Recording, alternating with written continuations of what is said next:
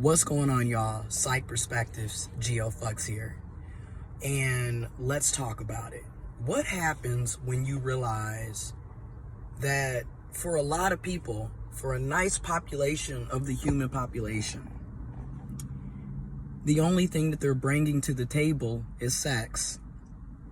And you start realizing this as you grow, as you go on dates, as you mingle, as you go through life dealing with human beings, participating in the romantic relationships, situationships, as you engage, especially when you realize, when you pull sex, like when you yourself make a decision to either be celibate, abstain from sex, or you're just simply not rushing into sex right away when you engage with that individual, you might start realizing how some people, really the only thing that they bring to the table is sex.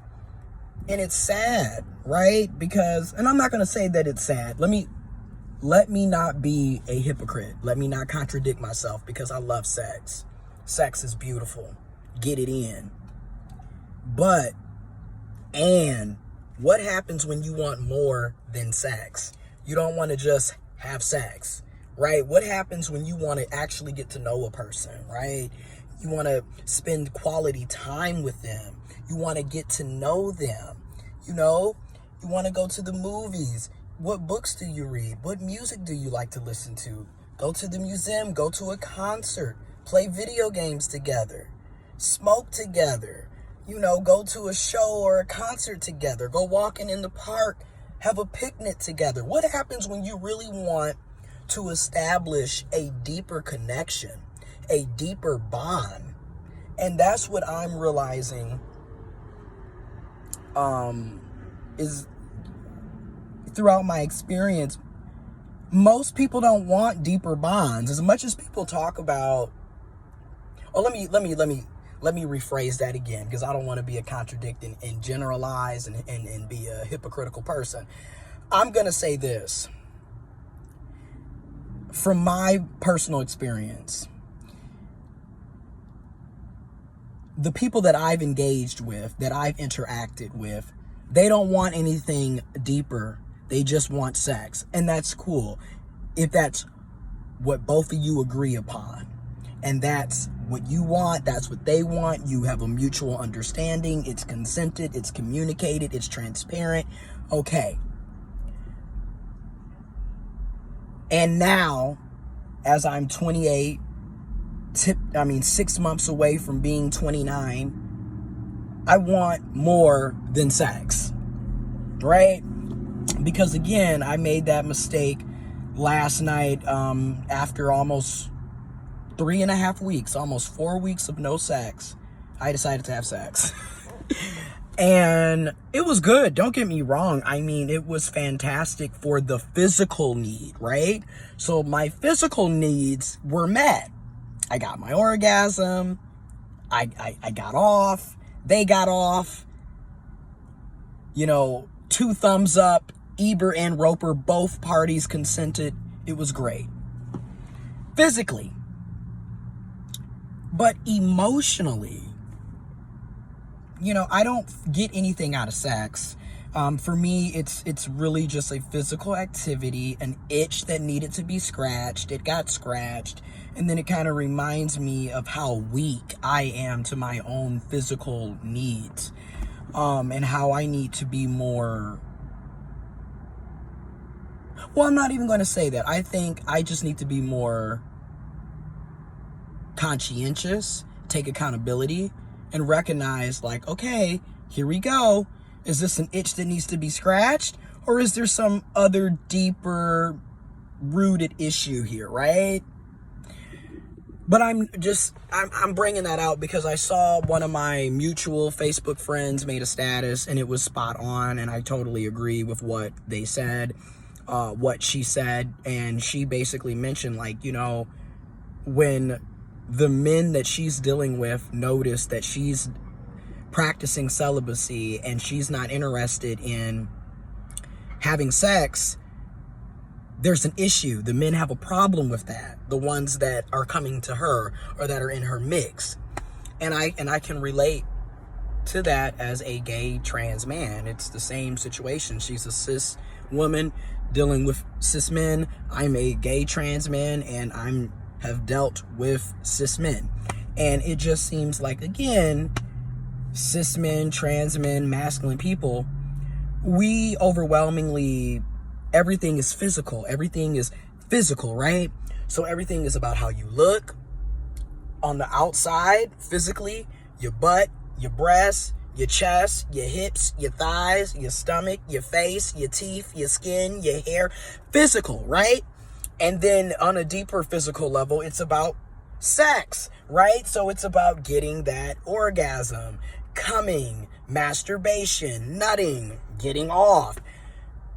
So you take away the physical and you start noticing a lot of men, cis men, trans men, masculine folks, let's just keep it a buck, we don't have much to bring to the table because all we're bringing is sex. Now, don't misconstrue what I'm saying, because at the same breath, while, you can, have your, yep, thank you. Have a good day. Thank you. While you're having your, don't get me misconstrued in the sense that women and feminine people, cis women, trans women, non-binary, non-men also participate in just having sex for physical. They also and can be people that are only bringing sex or physical attributions to the table. But then when you're trying to get something deeper, something meaningful, a real friendship, a bond, a real relationship, you're not going to get that with people that are only interested in physical shit, right? You're just not. Now, don't get me wrong. Are there instances where it led off on sex or physicalities and then led into something deeper and meaningful? Yes, that does happen. However, err on the side of caution. Let's be real. When you lead off on sex, there is a high possibility that person is only going to see you as a sexual object. And that does happen. That does happen. And you have to be prepared for that. There's risk in everything that we do, at the end of the day. There's always a potential for things to not go as planned, all right? Or for things to go horribly wrong. You have to be prepared for these things, right? The consequences, right? But yeah. And I feel like, now, I'm speaking on a personal level. I'm still non-monogamous. I still am all about non-monogamy, non-committal. Because, again, I can have a deeper bond, deeper connection, platonic connection without monogamy and without being committed to you. Okay? But that's something that I'm starting to realize. Because it's like, gosh, I do want someone or people that I can be like, hey, let's go to the park. Let's go play basketball. Let's go work out together. Let's play video games. Let's go to a movie. Let's go to a concert. Let's go on a vacation or a trip together. I want that. Right?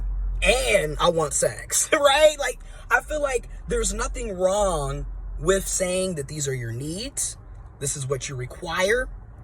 If the people or the person can't meet you, then chuck up the deuces or recognize that you're not going to have that type of activity or relationship with that person. And that's okay, right? Boundaries. Everyone has boundaries. Everyone has needs, wants, and desires. And a lot of it boils down to, can you communicate your wants, your needs, your desires? And are you recognizing, in the situations where the other people or the other person is unable to fulfill your needs, are you able to speak that? Right? Are you able to speak that? Are you able to voice that? And then are you able to respect your boundaries, the other person's boundaries, and go elsewhere if that person or those people can't meet them, right? I feel like that's a big point of growing and maturing and having emotional maturity, emotional intelligence, right? You know, we got to put on our big adult underwear, okay? You know, we really do. But anyways, I just wanted to say that real quick. I'm sitting here in the parking lot. It's like 82 degrees in April, and it's amazing. And I might show you all some footage of Flint today, so stay tuned. But yeah, I'm out. Y'all be safe.